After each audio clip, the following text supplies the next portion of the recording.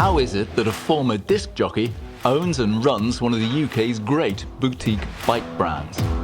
Ian Hughes is the man who created Vielo, together with his son Trevor. Way back in the day, Ian was a radio DJ when I also worked in TV and radio in the northeast of England. Vielo may not be a well-known name yet, but I suspect you will have heard of Scott. It was Ian who brought Scott to the UK, and we'll hear all about that journey in the course of this podcast. I have to admit up front, I have a Vielo gravel bike, but that is not why I'm making this. It's because I found Ian to be an interesting bloke with a story to tell. Sure, he's going to promote his bike company, but I do trust him, and what's more, his analysis of what's wrong with the bike industry is revealing. He's just turned 70 and is clearly in good shape. So that is where we started. What did he prioritise? As I'm getting older, as we are all getting older, I'm conscious of kind of muscle mass, bone density, just looking after your posture, looking after what's supporting your skeleton, which is your muscles. And as you get older, we know, kind of muscles fatigue if you don't use them. And the kind of research or just interest, general interest, is just to make sure that your body's well supported. And as you get older, probably more the need to do some resistance training all round just to support your muscles. I'm not looking to be a bodybuilder or anything like that. So certainly whilst the winter period was on, it's easier for me to get up in the morning a bit earlier. We've got a gym just down the road here, and go and do 5 days for an hour of workout, just the simple sets to really exercise all round muscles, so everything. And one thing I've learned, especially with Lisa, my wife, who used to teach yoga and Pilates, is just making sure that whatever you do, it's all round. You're supporting every muscle in your body group. You're not just concentrating on one, you're supporting everything. So I've got a reasonable understanding of kind of muscle groups and fibers and stuff like that. I say reasonable, I'm not an expert. Although I think to a certain extent we're all kind of having to make ourselves more knowledgeable, not expert, but a lot more knowledgeable. No, I think so, and I think it's worth also doing those studies as well to support yourself, to look after yourself. I really, really do, and you can see those people that are kind of doing that. You're a great example. I'm not so much an endurance athlete in terms of I should be doing, I guess, a bit more cardio, swimming. I can't run to save my life. I really can't. I just don't have a running gait at all. Put me on a bike and I'll ride Land's End, John O'Groats. I'm happy doing that. Probably my pace isn't as quick as it could be, as it should be, but I'm happy just to sit on a bike and kind of spin my legs and go at my own kind of pace. I was just wondering, because your bikes are premium end bikes and lovely bikes. I'm very happy with mine. I just wondered though, if that meant that the people who are coming to you to buy the bikes are a bit older, have a little bit more money, and consequently you're, in a way, in touch with this group of people better, in closer contact, I should say, even, than I am, because I just meet them through my YouTube channel. It's a really, really good point. And since we moved from our route to market through bike shops, we were obviously quite insulated speaking with our customers. We might get the odd phone call from a customer asking about bikes, but now we're direct to consumer. We really focus on that level of customer-centric conversation. So whether it's on our website, that chat button, that doesn't go through to a bot. It gets through to either me or Trevor. And we fight for whoever that alert comes up from. There's a customer. We want to engage with them straight away. You haven't got some big call centre somewhere? No. They get through to us. Wow. And it's like, okay, I'm through to the owner of the company or the co-owner of the company. They might not even know it at the time, but we just start that dialogue and like, okay, help me understand where you ride, what you want to do. We'll customize it. We'll make it for you. We'll do that for you. That's the first part of the journey. And I think another really important part, I'm just kind of moving on, sidetracking a little bit, is that we want to make sure when we deliver that bike to the customer, it fits them like a tailor-made suit. So who are they? Have I identified this group right? No, you have. They're probably second, third time buyers. They've probably got some really nice bikes in their portfolio. they're looking for a gravel bike. They might want a second or a third bike, or they want a gravel bike because they've come from mountain biking, or they've got, like I said, some really nice road bikes. The kind of gravel bike market is growing quite considerably in various sectors, kind of fast performance gravel bikes, where we kind of sit all the way down to the big bike packing kind of sector as well. So we're more in the performance area, although you can go bike packing obviously with the bikes. So that's kind of the conversations that we have with customers, and just understanding what their needs are, getting the sizing correct for them. So we ask and make sure that either the measurements from their current bike, if it fits them perfectly, if they're not sure, send me your bike fit data. And how old is your bike fit data? Because if it's 6 or 7 years old, you're probably not as flexible as you were when you first had that bike fit. So let's do a new bike fit, and I can transfer that. And when we deliver that bike and they take it out of the box, it's like the comments we get back from it is like, wow, that fits me amazingly. You know, that really, really appreciate that. So not knocking other direct-to-consumer brands, but generally they tend to supply a bike a size medium with this stem length, with this bar width, and you've either got to adapt to it or try and get it to fit. I want to make sure it fits you absolutely perfectly.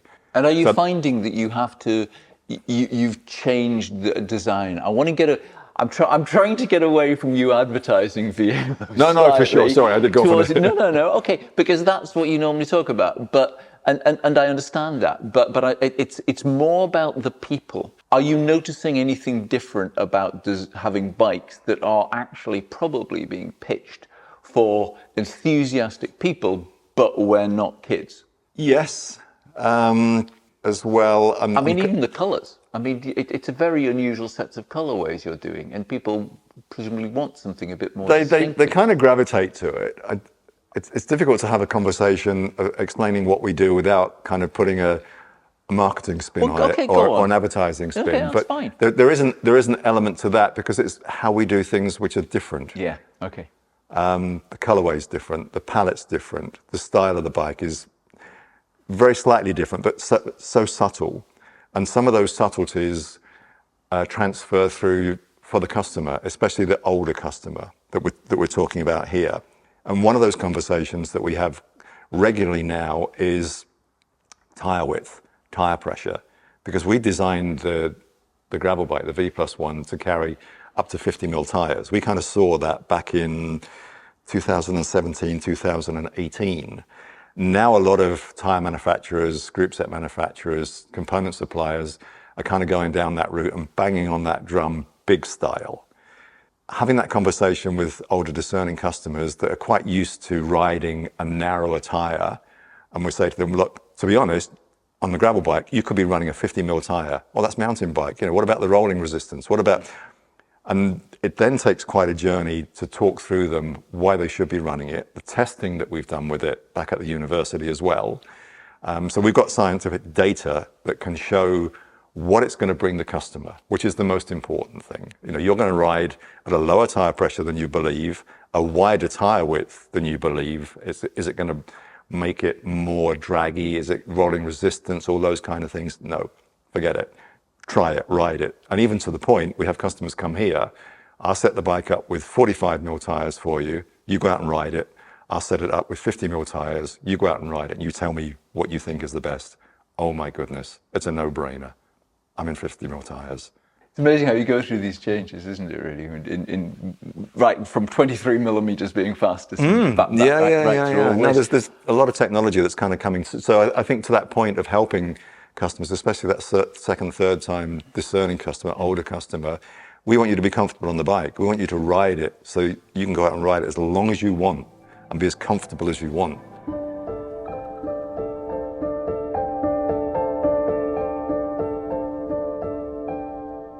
How does a DJ get into the bike business?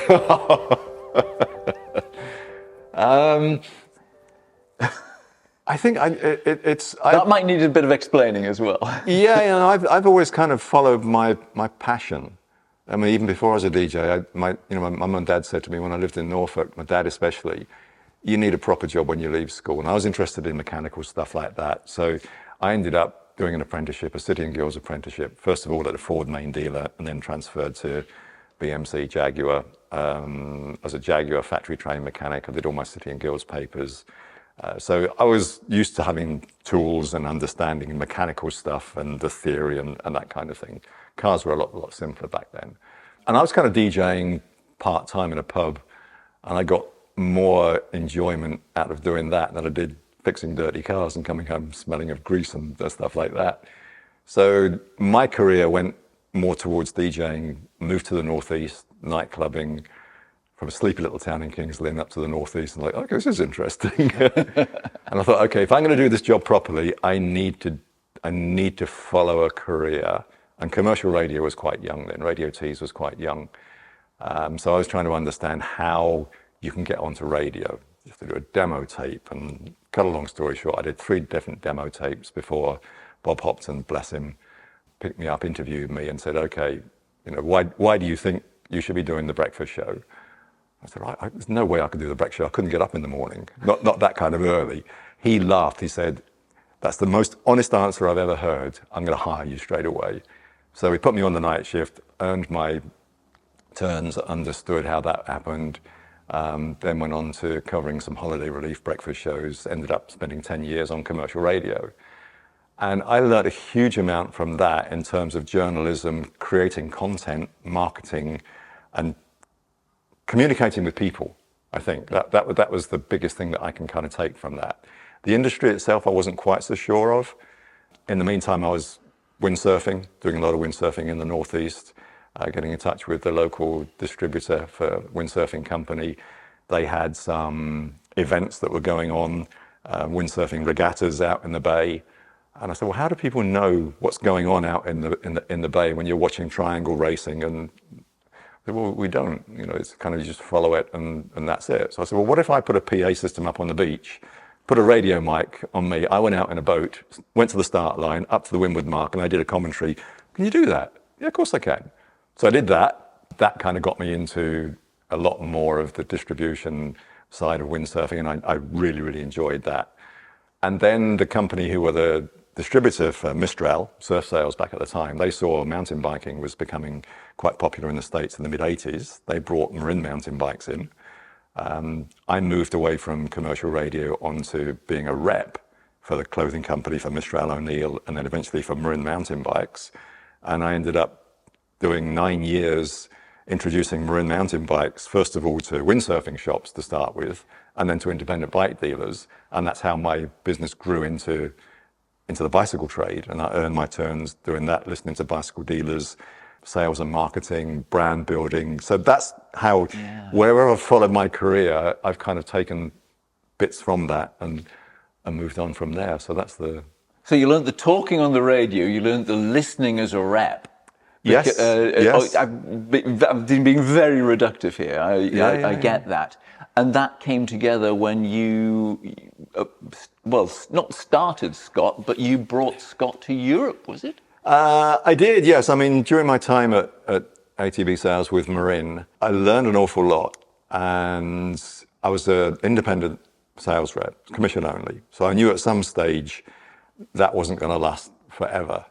And I saw some brands that weren't distributed in the UK. Scott was one of those. So I popped across to Switzerland, met with the general manager at the time, Beat Zog, explained who I am, what I'm doing. I said, look, I've got some finance people that could help with the distribution. And he said he's more interested in having it as a wholly owned subsidiary.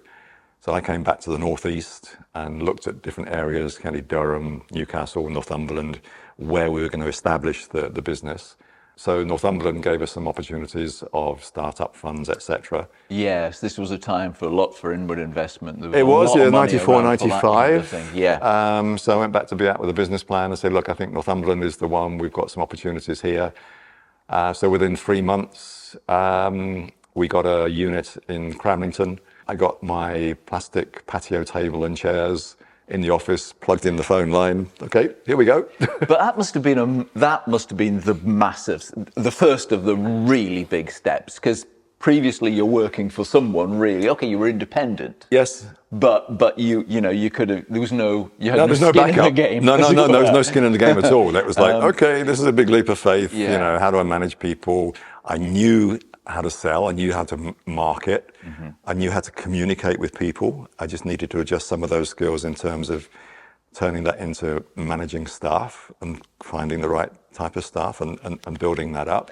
And did you enjoy that? Because a lot of people, when they start businesses, find they're spending so much of their time not doing the bit they like in the business, whatever that is, whether it's, keeping chickens or whatever. They love keeping chickens. They start a big business keeping chickens. Why chickens? Anyway, they start a big business, spend all the time either trying to look after staff or look after the money or look after the accounts and all that sort of stuff. Did you take to all the ancillary stuff, or did you just hire the right people to do it for you? I think I had some direction, certainly from the crew in Switzerland. They identified the kind of people that you need, first of all. You need to find like an office manager to look after the day-to-day running of the stuff. That's helpful. And then you need to do, you can be the rep for the northern area, you need to find another rep for this area, and you build the business in this direction.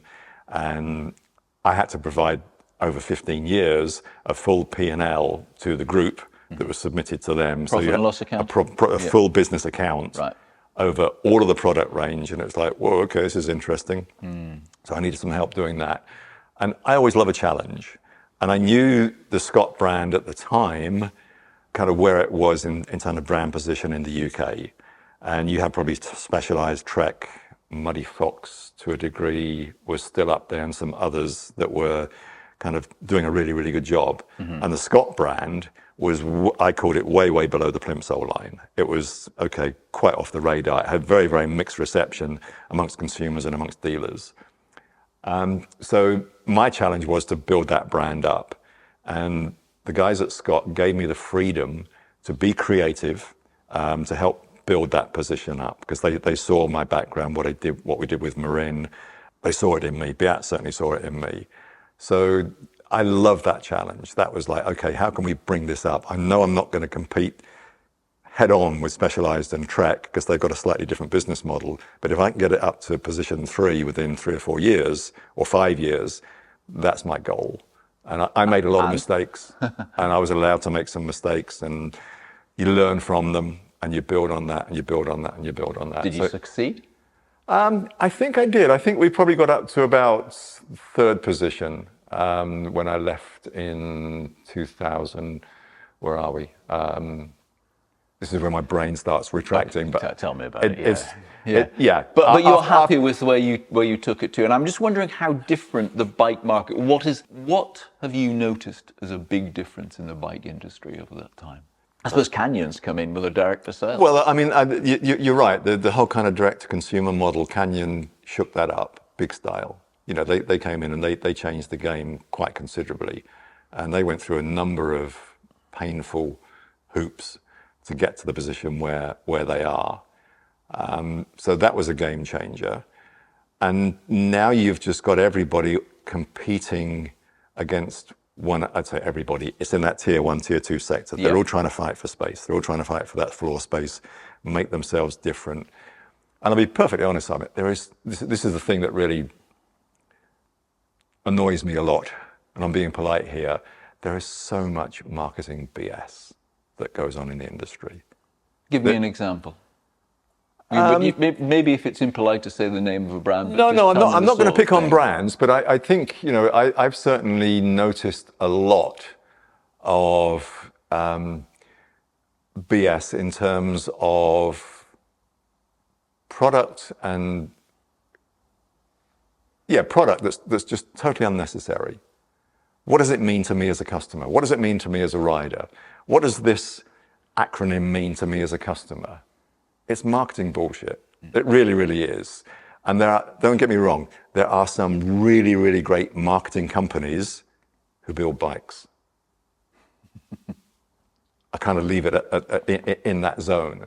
And for me, it's like talking to our customers, which has certainly helped with us going consumer direct, because we actually speak with our customers now.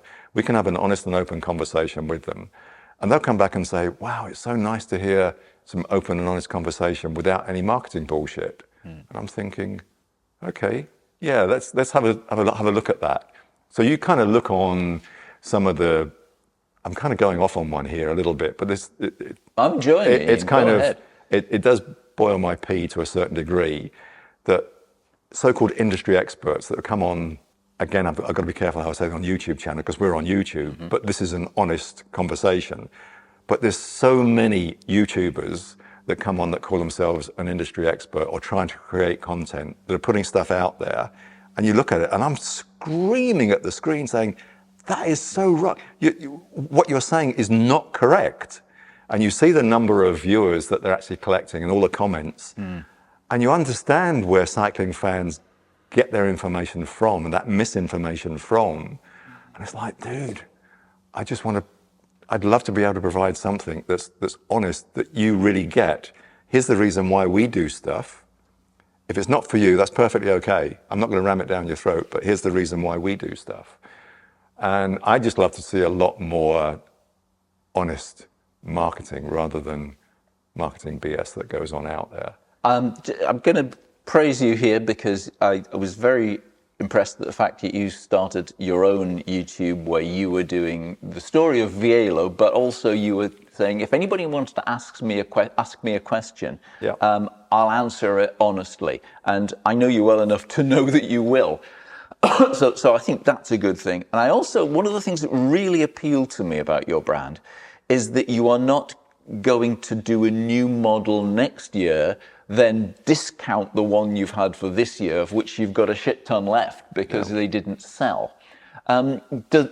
Is that part of your thinking about this marketing? Because it's got a new, it's generations 8 of this particular carbon layup, and all it means is it's a different color. No, seriously, that's a great point. And one of the frustrating things of working for a big corporate brand was they have to go through a yearly churn.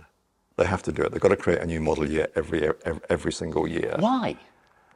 Because it's what went on.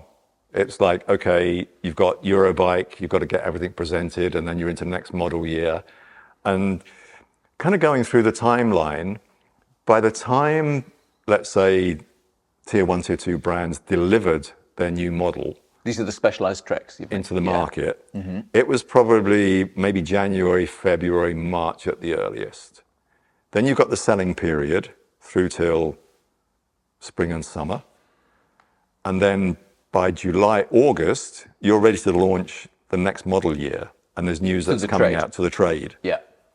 And consumers were probably picking up on that. So the bike shop selling window was probably spring through till about July. And that was it. And then they were dumping out and clearing out. So it was this yearly churn. And I'm involved, or was involved with all the product managers of kind of going through new developments, what was happening for the next year's model, what was going on. And those product managers had to hit a timeline to get the product finished. They had to push the button and say, okay, that's it. And the product managers were getting probably frustrated and thinking, I could make this a little bit better if I only had another couple of months. And an engineer will always kind of do that. So there was always a compromise. And then you get the big brands coming in next year. Oh, our new model, which is last year's model, we've just now made that XY percentage better, lighter, faster, blah, blah, blah, blah, blah. And I'm going, oh man, why couldn't you do it right in the first place? Because they had a timeline to do it in. That was the yearly churn, that was the business churn. The bullshit from the actual genuine advances. It's knowing them, because every single one's got something. If we're going to launch something, let's get it right to begin with. Yeah. Let's get it right. And then if we need to fine tune it, we'll refine it.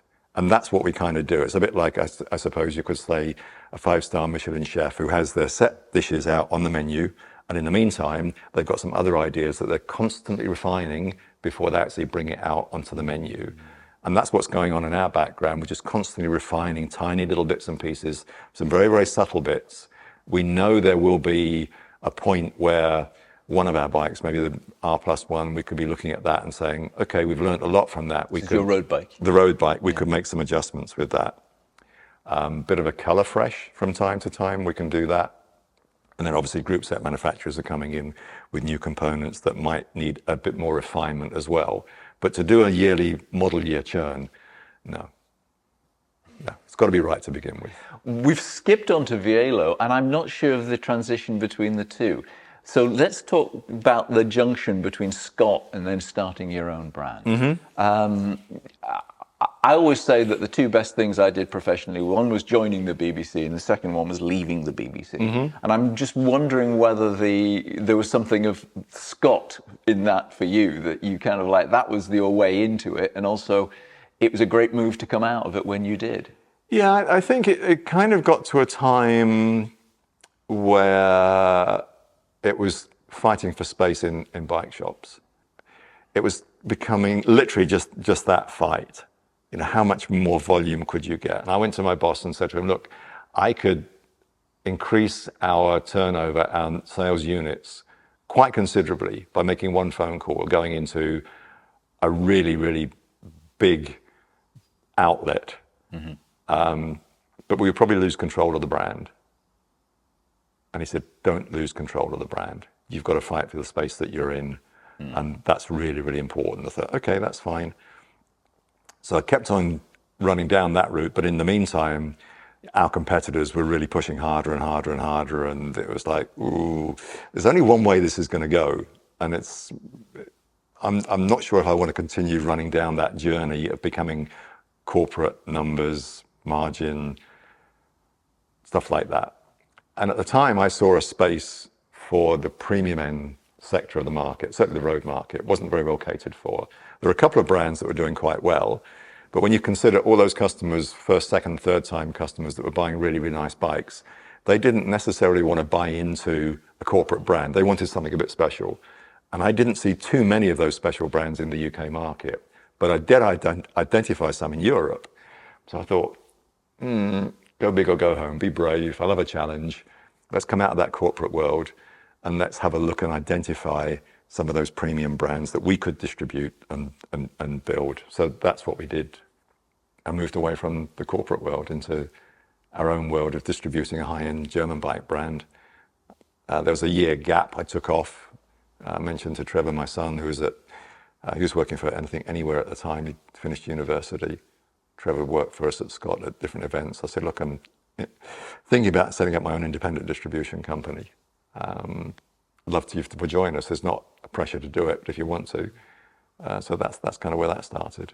I hadn't realised you had an interim. I thought you went straight from Scott to this. No, I took a year off. I did take a year off to think about it. But I kind of had already in my mind what that was going to look like and how that was going to look. And creating your own brand? Well, that kind of came out of getting to the point where I've built the brands so long for other people. And so many people, you know, so many, my industry friends said, Hughes, you should be doing something for yourself. You know, you really, really should. And then it's like, that's a big leap of faith. Yeah. That's an unknown for me, because when I was working at Scott, I had all the product managers that were having that conversation with the factories. They were sorting that side out. I was kind of totally distant from that. They'd share stories with me what it's like going out to Taiwan and regular trips out to there, but I'd never got involved with that. Because you've spoken about the thing about Scott setting up, well, first thing you need is the office manager, then you need this, then you need that. And literally, I mean, there's nobody else in here today other than you. Yep. But normally there'd be a very small team in here. Yourself, your son Trevor, who's in the business with you, a mechanic, and someone else, I think it is. And that's about it, really, isn't it? You are a really small unit. Yep. So everything now kind of lands on these two sets of shoulders, yours and Trevor. Yeah, we've also got Jens, our engineer. He's out at Chemnitz University in East Germany. He designed the bikes, I mentioned him. Jens looks after all of the technical stuff, you know, all of the science and the engineering. So it makes the ideas work. It makes the ideas work, and we're very much we're all on the same page of that attention to detail to the point of being quite OCD. Right. So having gone from this Scott model where you've got everybody there, you've got somebody to do this, people, as you're saying, go out to Taiwan. That's a big gulp. That was a big gulp, and I have to say, Jens, our engineer, helped us kind of cross that bridge because he had the contacts in that area. And I said to him, well, if we're going to do something, here's where my thought process is, you know, back at the time. And it was like, I really want to provide something for UK customers riding in UK riding conditions. The gravel market then was really, really quite young. I didn't want to jump onto the gravel market. Because you could have just gone and got an off-the-peg frame. You could. I mean, there's so many companies that do that you can get what's called an open mold, an open source frame, put your name on it, and there you go. But that's got no integrity, and it's like, yeah, that's not me. Yeah, but they would be fine. There's nothing wrong with them. No, there isn't anything wrong, but it's not your own. But then it's not your bike. It's not your bike. You're not. The detail on it is not where you want to be. The style of it is not quite where you want to be. And all the one by only this symmetrical stiffness. You wouldn't have got any of that. No, you wouldn't have got that. You wouldn't have got the tire width that we were looking for in the frame at the time, and that gentle flex on the V+1 there that you've got on the back end. Yeah. So that's kind of where that came from, and then we went down that journey and started developing that with the first manufacturer, the first factory, first leap of faith. And then we were just about into engineering our own road bike, going into the road bike. So we had the first mold of that done at the first manufacturer. And then we got some news that the manufacturer, the gentleman that was running the business, was ready to retire, and he closed the factory. He just shut it like that. So we're literally up the creek without a paddle, totally. So we had to find another new manufacturer, a new factory. That was like, oh my God, where do we start here? So we had a better idea who was in that area, and we found another facility, another company. So we started all over again, opened some new molds, had to reinvest some new stuff, develop new contacts, new conversations with their R&D team. And a lot of this was going on through COVID. So our second gravel bike, the Generation 2, was all done through COVID. So we couldn't go out to Taiwan and have face-to-face conversations with the R&D engineers. It was all done via video. So I had Jens in Germany, R&D engineer in Taiwan, me in the UK. So Jens had done all of the 3D drawings, so we could go through all the finite element analysis. We can get all the technical stuff done. We then hand that over to the R&D engineers in Taiwan who make them into 2D drawings that make the mold. And that transformation between the 3D drawings and the 2D drawings for the mold took months. It took a whole load of convincing because their R&D engineers had one style of doing things. We knew that it could be produced in this way, but we just needed to be firm but polite with those R&D engineers and convince them, please try this. We know we can do it, and we eventually got there. And there were a couple of junctions in the V+1 second generation frame. I know it took, I think it was 4 months to actually get the junction right. And that was where the top tube joins the seat tube and seat stay. That junction took us 3 months to refine it to the level that we wanted to and convince the R&D engineers that it was going to be okay. They went with it, we tested it, it went through all of the protocols, safety protocols, and they were happy with it. I said when we talked about Scott skin in the game, but my God, you must have some in this. There must be several corpses in this one. You've got to be talking. I'm not asking you how much money you've put into it. I'm not. But are we talking hundreds of thousands, or are we over that figure? No, you're over it. You're well over it. Wow, yeah. That's no, it's a big investment. It can eat money. Yeah, I can imagine. 4 months. A lot. It can eat a lot of money. I mean, to the point, bless them, the R&D engineer said, look, guys, we're spending a lot more time than we normally would. We're going to have to charge you for this extra time. I couldn't afford it at the time. So I said, well, can you amortize it over the frames that we bring in? So they just added that price onto the additional frames. Do you still enjoy making bikes? Because I can imagine at the end of this, you could get a really bit fed up of it with all the changes that's gone through it. Because you have moved on. You've done different things over your life. And it's a real yin and yang journey, totally. Some days you can get hugely frustrated of delays or all sorts of different things. And it's kind of how you approach it. And then you get a customer that comes back and just fills you full of joy that you've spent a couple of months with them, taking them on the journey to make that purchase. They've come back and said, wow, Ian, this is the best bike I've ever had. Thank you. That's quite emotional. Yeah. Okay. That really is. And you think, that's why we do it. Yeah. It's interesting. One of the things I've learned from doing this series is that as you get older, you need a purpose in life, especially if you have been someone who's contributed, who's actually, I don't know, helped. I like to think some of the work I've done on telly has done that, and you've got clear direct contact with the people you're serving, and this is clearly your purpose, isn't it? This is clearly what gets you out of bed in the morning. It's not going to ride your bike; it's going to make sure other people can ride theirs. I think so. I think you're absolutely right. It is that we do care. We do care about our customers. We do care what they're doing and taking them on that journey from all of the information they've gathered from no matter where it is, and then trying to steer them into our product and steer them into what we believe is right for them. They may not hook onto it. I think our success rate, our conversion rate, 60% of customers that come to us we can convert. There's another 40% that don't. We've got to accept that because they've probably found something else, and that's absolutely fine. We can't fight that. But I think a 60% conversion rate is quite reasonable, and they're our best customers. That's where we get the referrals from. They love that. And doing this thing with you. Well, this is the third time we've done a chat, and I've not done this with anybody else who's got any kind of a business. But I know how much you actually.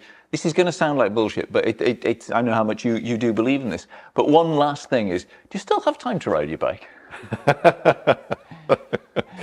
I need to find more time. Going back to what I do in the morning, because the weather has just been so atrocious. Over these last months, it's easy for me just to go into the gym. I'm not so bothered about going out riding when it's chucking it down with rain or a super crazy headwind or it's freezing cold and I'm uncomfortable. If I can get some reasonable fitness in me before I then start going out on my bike, I will, because I know that is such an important space to clear your head, not just physically, but mentally as well. That is just so important. No matter what you've got on your mind, just go out there and spin your legs, get some fresh air in.